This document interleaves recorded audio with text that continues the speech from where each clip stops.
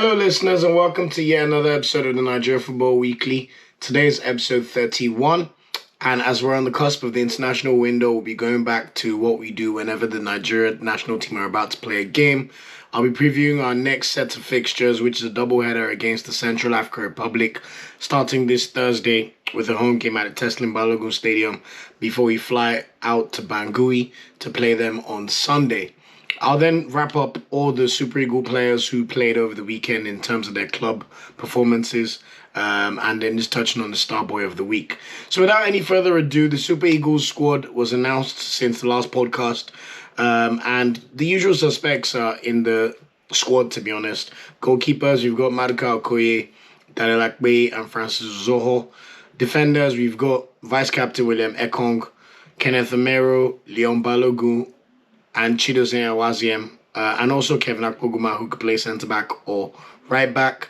In terms of right-backs, Ola Aina has also been called up to the national team again, with Taiwo he dropped as a result of his slightly shaky form with Venezia.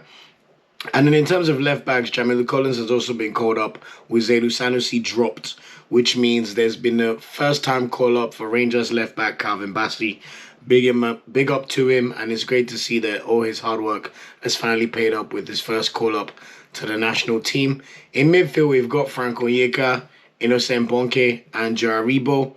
Our midfield is pretty light in terms of, I guess, the national team are looking at these as just central midfielders, especially with Kingsley Michael still injured at Bologna. Wilfred Ndidi is also injured, so he misses out on selection this time around, and Peter Etebo is also injured in the long term. He's unfortunately injured for 3 to 4 months, so he'll more than likely miss AFCON as well in January.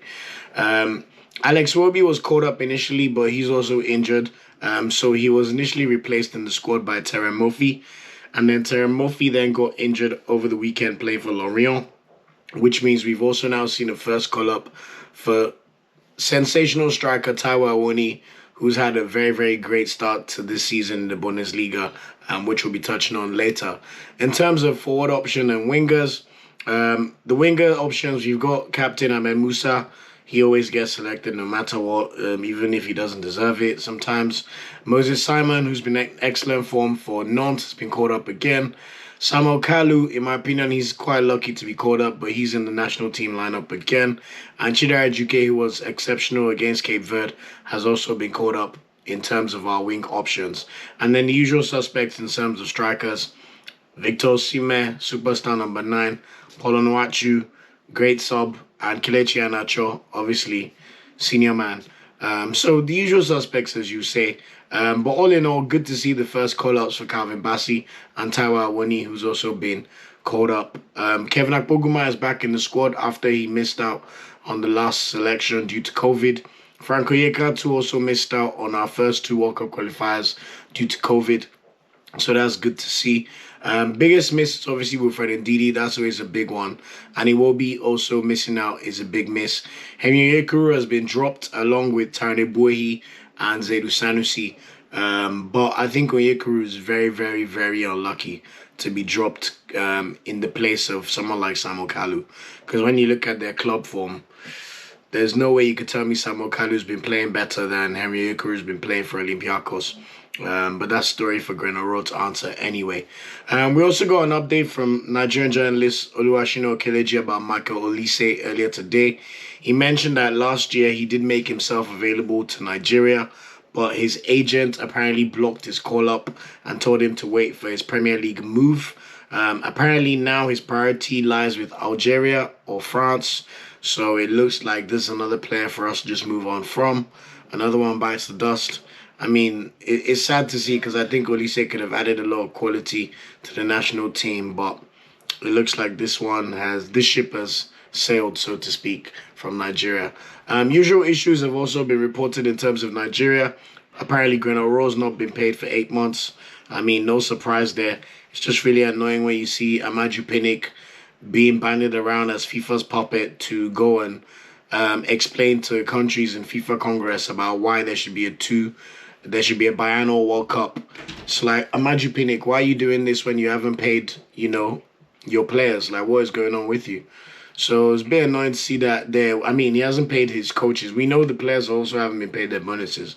But when you haven't paid the coach in 8 months, that's always not a good sign. But nobody's surprised. We hear this all the time. In terms of the tail of the tape for our qualification so far, Nigeria topped the group after winning our first two games. We beat Liberia 2-0 at home in Teslim Balogun Stadium. And then we go a hard-fought 2-1 win away to Cape Verde, where we're missing all our UK-based players. The good news now is there's no more restrictions on our UK-based players. First of all, Nigeria and Central African Republic are both yellow listed countries, so they're not in the red list. And then also there's been an agreement between FIFA and the Premier League and the UK government where any player who's been vaccinated can also go and play for their national team in World Cup qualifiers in a red list country as long as they've been vaccinated. So thankfully, we don't have to worry about whether any of our players are vaccinated or not. I know that could be an issue in certain places. So we have no issues when it comes to squad selection. In terms of our opponents, Central African Republic, to be honest with you, they are probably the weakest team in the group. We play them on Thursday at 5 p.m. at Teslim Balogun Stadium. And then we also face them on Sunday in Central African Republic. If we win both of those games, to be honest, a win should... But if we win both games, we pretty much would guarantee our spot as group winners, especially after beating Cape Verde away, who are probably our toughest opponents in the group. This will be our first time playing Central African Republic. Their story so far in terms of qualification, they drew their first game 1-1 to Cape Verde at home. And then they also had another home game to Liberia, which they lost 1-0. So they've already played 2 home games, and they'll be playing 3 away games and 1 home game left, which will be against Nigeria. So, I mean, to be honest, there'll be no excuse for Nigeria if we don't beat these guys in both games. Ranking-wise, they're 124th in the world. They've never qualified for the African Cup of Nations, talk less of a World Cup.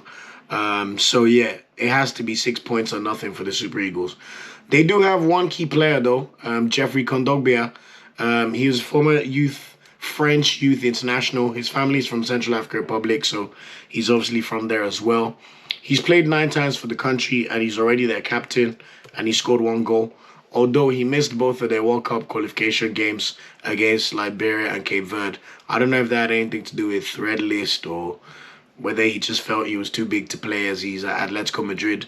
I don't know. But anyway, that's not our problem. In terms of who I expect to play for Nigeria, Maduka Okoye will start in goal, 100%. Jamilu Collins will probably start at left back, considering how well he played against Cape Verde.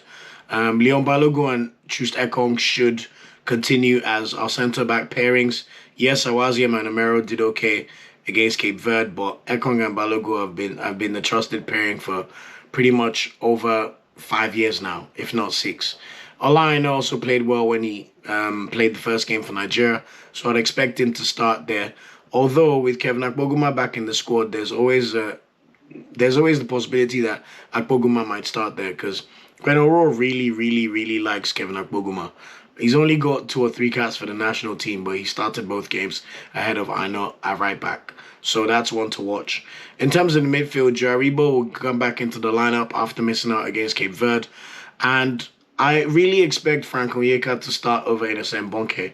I know NSM Bonke and Kingsley Michael started against Cape Verde, but Frank Onyeka has been very impressive for Brentford. And you could also argue that if he did not have COVID, he would have started in place of either Bonke or Kingsley Michael. Actually, he was in England, so he would have missed that anyway. But I'm pretty sure he would have come on for his second cap for Nigeria in the game against Liberia. So I really think Onyeka would start alongside Aribo. However, we may see a situation where Bonke gets the nod ahead of Onyeka just because of how well he played in the game against Cape Verde.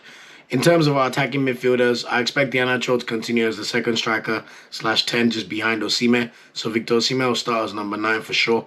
Chidera Ejike is definitely going to start, especially after his man of the match display against Cape Verde in September. And I expect Moses Simon to also keep his place in the starting lineup because he was also pretty good in both games. He struggled in the second game, to be fair, but his form in Ligue 1 has been really good. So he's virtually hard to ignore right now. So I'd expect Simon and Ejike to play both games. We know that Ahmed Musa will get his customary 5 minutes, especially if we're up 2 or 3-0 in the game at Teslim Balogun Stadium. And I guess if you're trying to look for positives, it would be good for him to. I think he's got 2 more caps to finally reach the record. So he should get to it during this international break. Polonwachi will definitely come on as he always does anyway. And whichever one of Onyeka and Bonke doesn't play, I expect them to also come on as a sub. For the qualifiers, I believe there's 5 substitutes permitted per country. So I expect Calvin Bassey to also get his debut and probably replace Chamilu Collins after maybe 70 or 80 minutes. And Akpoguma will definitely play even if he doesn't start. General likes him too much. So I expect those 5 to be the players who come on as substitutes during the game. In terms of key things I would like to see from the national team, we need to see cohesive attacking football. I don't know how Grenarol's going to do it, but in our 2 wins so far, we still struggled to create chances despite how routine the wins were, especially in the first game against Liberia where we had to rely on the Iheanacho's brilliance to pretty much win that 2-0, and we should have beaten Liberia by more than 2 goals. So that's one of my biggest worries. But all in all, these should be routine victories for the Super Eagles, and the game will be available on FIFA TV on YouTube if you're outside Nigeria. Sorry, Nigeria, I'm not sure if it's going to be on AIT or NTA, but you like to think that the least the NFF could do is make sure that the game is available on terrestrial TV in Nigeria for everybody to watch that. So that's it in terms of our national team preview. After the game against Central African Republic, I'll be doing a podcast to review the game and then just previewing the second leg or return fixture, which will be taking place on Sunday. So watch out for that. So that's it in terms of national team. So just to quickly touch on how players performed in all the various European leagues over the weekend, starting with the Premier League as usual. Alex Iwobi unfortunately got injured, so he missed out on selection for Everton over the weekend as they went to Old Trafford and got a very, very impressive 1-1 draw. Andreas Townsend scored a brilliant equaliser and did the Cristiano Ronaldo celebration, which was quite hilarious to see. Cancelling out Anthony Martial's first Premier League goal of the season. Everton are high flying at the moment. They're actually in 5th place in the league.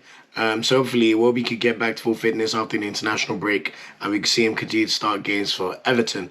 Frank Onyeka at Brentford, they continue to take the Prem by storm.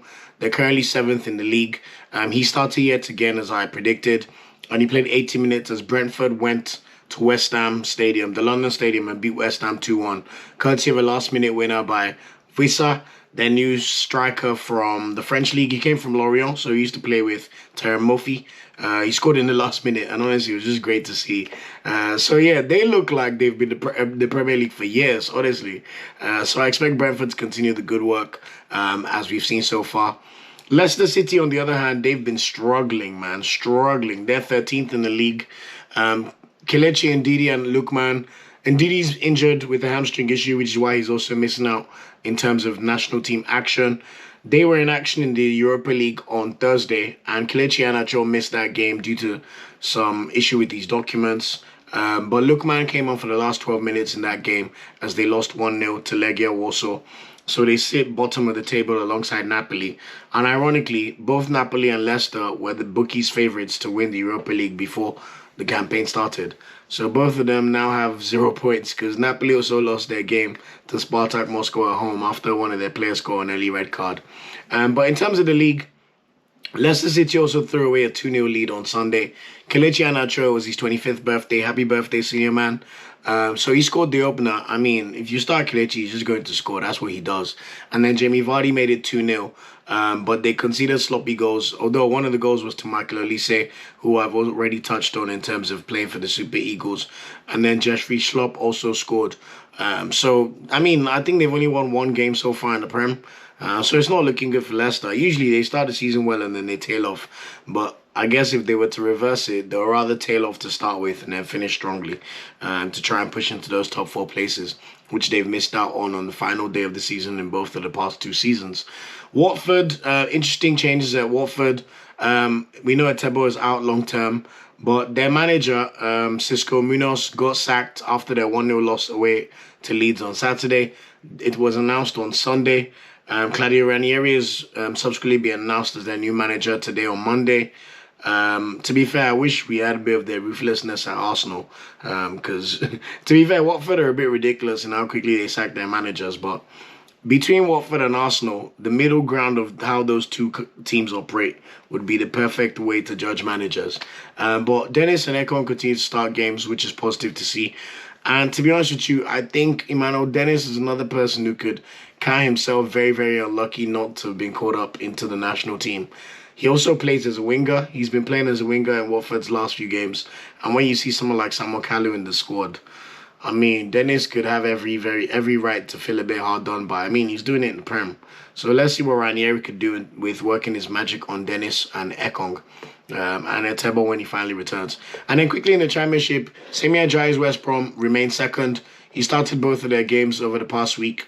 They beat Cardiff away on Tuesday night 4-0. And then they lost 1-0 to Stoke away on a Friday night. How many times have we heard that one? But they're 3 points behind Bournemouth. And then the Reading boys who are eligible for Nigeria, Tom Dele Bashiru and Ovie Ejaria, both of them started their last two games. They lost 1-0 to Derby away on Wednesday, and then they beat Cardiff 1-0 away on Saturday.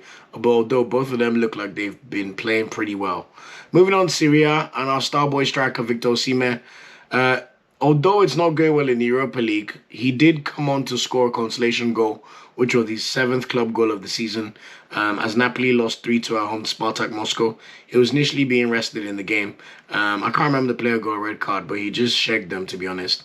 However, in Serie A, they've maintained their 100% record after getting their 7th win out of 7 games. They beat Fiorentina 2-1 away on Sunday. Osimhen actually won a penalty with Lorenzo Insigne missed, but Chucky Lozano was on hand to put the ball into the net, thankfully. Although in typical disappointing scenes from Serie A, Koulibaly was racially abused, Anguissa was racially abused, and Osimhen was racially abused. It's not surprising in Italy, but it's just a shame this thing still happens in 2021. So we send strength their way. Olaino at Torino. He started as Torino lost the Turin derby against Juventus, courtesy of a Manuel Locatelli 86-minute winner. So very, very unlucky, but they remain 11th in the league. Kingsley Marco remains injured at Bologna. David Okereke and Tony Buehi both started the game on Friday night as Venezia snatched the last-minute winner to draw away to Cagliari, although Okereke was subbed off after half-time. Simeone and Joe Lobi, their team Salernitana finally won their first game of the season 1-0 against Genoa at home on Saturday. Simeone started and played 60 minutes, although his replacement, Juric, came on to score the winner, and then Joe Lobi played the entire second half for Salernitana. So at the moment, they're 18th, but at least they've got their first win on the board, so that's positive.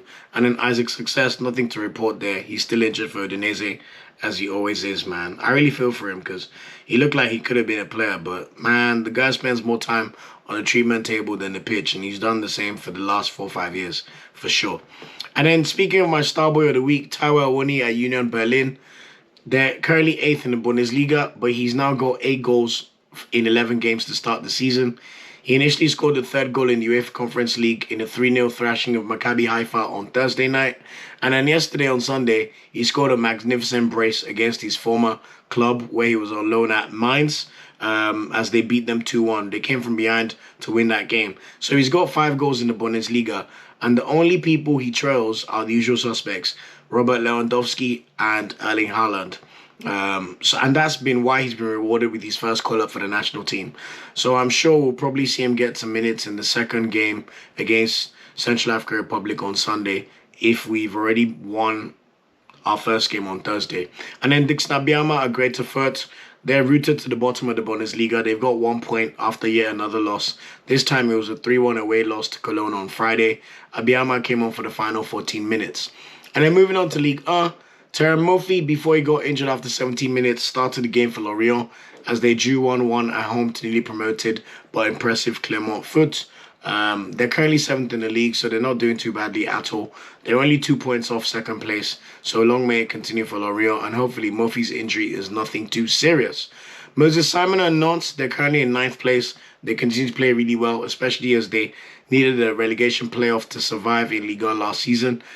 So Moses Simon continues to play really well. He played 80 minutes in a routine 2-0 win against Troyes at home on Sunday, and hopefully he could take some of that form into the national team. Samuel Kalu, like I said, really lucky to get called up. His team, Bordeaux, are struggling. They're in 16th place in Ligue 1. They lost 3-0 away to Monaco on Sunday. He did play 55 minutes, but for some reason he keeps getting caught up. If Chukwueze was fit, we know he definitely would not have been in the squad. But look, you have to take your opportunities when they come your way, eh? Speaking of Samuel Chukwueze and moving on to La Liga, he's still yet to play for Villarreal, but he's back in training. So hopefully he could get fit and start to get a few minutes after the international break. Because he doesn't want to miss the opportunity playing in the Champions League, man. Speaking of people playing for Villarreal, Arnaud Danjuma, the Lagos-born Dutch player, he's been lighting up for Villarreal, man. He scored a brace over the weekend to follow up with his goal against Manchester United, where he just tore apart their defenders. He's been looking really, really good. And I know there's this arrogance with the NFF and stuff, but honestly, if we could get Danjuma play for us, mate, Danjuma is better than almost every other left winger that will play for Nigeria right now. No cap. I mean, he's doing it everywhere. So let's see on that one. And then speaking of Azzat Oshoala, she was back to goal-scoring ways again. She got another brace in the 8-0 win away to Villarreal in the midweek. And then she also scored in a 9-1 win at home to Alaves. I mean, these scores are just a joke, to be honest. They literally have no competition in the league. I'm sure Barcelona women, their goal for the league is to make sure they win every single game. That's how easy it is for them. And then the Champions League is where they have a bit more competition. So we'll see how they get on in that one. And then Omar Sadiq continues to do well for Almeria in the Spanish Segunda.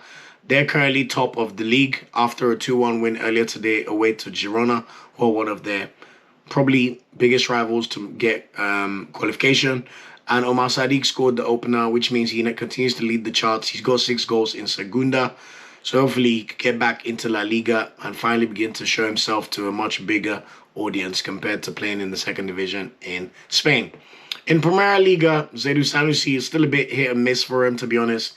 He started in their 5-1 battery in which they lost at home to Liverpool on Tuesday in the Champions League, and he was pretty poor, to be honest. And then he was out of the squad again as Porto beat Pacos Ferreira at home 2-1 on Saturday. So it's still not looking good for Sanusi. I mean, he's already lost his place in the national team. I was thinking he could be the long-term left-back, but it's funny how things change in football, you know. It's just a shame they can't apply that same logic to Ahmed Musa sometimes. But yeah, that's a story for another day. But yeah, not looking good for Sanusi, and we wish him all the best as he continues to try to get back to form. In the Eredivisie, Maduka Ake was excellent for Sparta Rotterdam. They were very, very unlucky to lose 2-1 away to PSV Eindhoven on Sunday. He did make 9 saves, so the scoreline could have been much, much worse for his club side. And it would be nice to see him get some of the praise that he deserves, to be honest, because when I see people try to pile on Maduka for the national team, it's just ridiculous. He is by far the best goalkeeper Nigeria have, bar none. Francis Zoho doesn't even play for his club anymore. So, I mean, he's running on the bench, but that's the point. Cyril Dessers final. His team beat... he played 26 minutes on Thursday in a 2-1 win at home to Slavia Prague in the UEFA Conference League. And then he also came on for another 22 minutes as they lost 2-1 away to Vitesse on Sunday.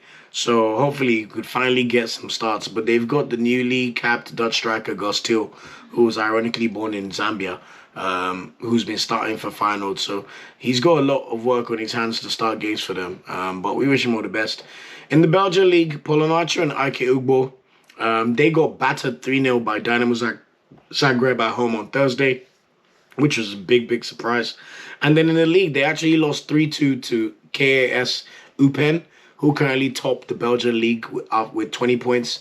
Genk are on, I think, 18 or 19 points in 4th place. Ike Ugbo actually put Genk up 2-1 in the 71st minute after Eupen already had a red card. Can you imagine? And then immediately after Ugbo scored in the 71st minute, they took him off and replaced him with Onuachu, which is a bit weird because you don't want to take someone off after they just scored. And then somehow their opponents with 10 men scored twice in the final 5 minutes of the game. Once in the 88th minute and 3 minutes after 3 minutes in stoppage time. So really, really poor outing for Genk. It's been a terrible week for them, to be fair. But at least good to see Ugbo scoring a goal there.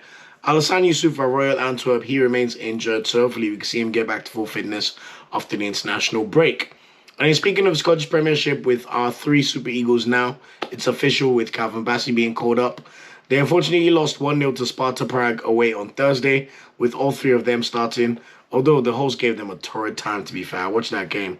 Calvin Bassey had to deputise as centre-back alongside Balogun because of their injuries. So it's been a tough one for Rangers in terms of the treatment table. And then over the weekend, on Sunday, they beat Hibernian 2-1 with both Balogun and Aribo starting and Calvin Bassey dropping back to the bench. But looking forward to him making his debut for the national team. In the Turkish league, Brightside Samos Fenerbahce, they continue to lead the division. On Sunday, they won 2-1 at home to Kashimpasa, although he only came on for the final 5 minutes. And then in the Europa League, they absolutely thrashed Henry Cruz Olympiacos 3-0. They got thrashed by Henry Cruz Olympiacos at home on Thursday. Forgive me. Yeah, so that was really, really bad from Fenerbahce. So they lead Trabzonspor by 1 point, and we know Trabzonspor have a Nigerian legend, Anthony Nwakaeme. He's been there for years and continues to be very, very consistent for them. He started as they won 2-1 away to Kayserispor on Saturday. He's just one of those players that time has been unfortunate to him because I think he's already got 1 or 2 caps and he's already 32 years old. So, unlucky, mate, but continue to do your thing, Nwakaeme. Speaking of Super Eagles captain Ahmed Musa, his team Fatih Karagümrük won 3-1 against Istanbul Basaksehir on Friday, with Ahmed Musa actually getting an assist. So, shout out to him for that one. And then they sit 7th in the Turkish league, by the way. And then Chidizé Awaziyem's Alanyaspor are in 9th place. And he started yet again as they drew their second consecutive game 1-1, this time away to Konyaspor on Saturday. In the Russian league, Chidara GK CSK Moscow had a drab 0-0 draw at home to Krasnodar on Saturday. So 2 of the big teams in the Russian league, but quite a boring one in that one. And then speaking of Henyerekuru, in the Greek league, Olympiacos thrashed Fenerbahce 3-0 away as he started that game. And then in the league, they drew 0-0 in the Greek derby against Panathinaikos at home on Sunday. So a bit of a drab affair in parts of Eastern Europe. Sweden, Innocent Bonke's Malmo, they're now 3rd in the league. It's not been a good week for them at all. The Swedish champions got absolutely battered 4-0 by Zenit St. Petersburg in the Champions League on Wednesday. And then they lost 1-0 to Mjällby at home on Sunday. So it's been a shocking week for them, to be fair. And then I also wanted to just touch on another 2 players who've been playing really well in the Swedish league who are Nigerian. So there's a guy called Amo, Akiwumi Amo. His team Hammarby are currently 7th. The 19-year-old has been playing really, really well. He's got 6 goals and 3 assists in 21 games in the Swedish league so far. He's an attacking midfielder and could probably play as a central attacking midfielder in a camp position. So watch out for him. Although his club side did lose 3-1 over the weekend, but he played well. And their opponents who they lost to are IFK Norrköping, who are actually 4th in the league. They've also got a Nigerian player, Adegbero, who's a left winger / striker. And he is actually the top goal scorer in the Swedish league. He's got 14 goals in 22 games. So watch out for him. He's 25, so time might not be on his side. And hopefully he could capitalize on doing so well in Sweden and get in a bigger move. Maybe to Malmo or to somewhere else. Maybe one of the top 5 leagues that they're watching in the scouting networks. But I just wanted to call out those 2 players. And then finally, in terms of the league roundup, in Cyprus, Atiemwen, Iyayi, Believe, and Uzoho did not play in the European game for Omonia and Nicosia on Thursday. Both of them were on the bench, with Abdullah Shehu coming on in 31st minute as they lost 4-1 convincingly to Karabag of Azerbaijan. And then in the league, they lost 1-0. They lost again to Olympiacos Nicosia. This time, Abdullah Shehu got sent off in the 34th minute. So that probably did not help. And Atiemwen came on for the final 15 minutes. And then speaking of Uzoho, in the summer, he made the move to Omonia Nicosia, who were the champions of Cyprus, from his team Apoel. And he's firmly their second choice goalkeeper. So he's yet to play any minutes this season. And you can say he can count himself lucky to be coming back to the national team. But I guess when you're so starved of goalkeepers and you have a Nations Cup and a World Cup under your belt, the least you deserve is to still be called up. But this is why I said Maduka Okoye is firmly the number 1.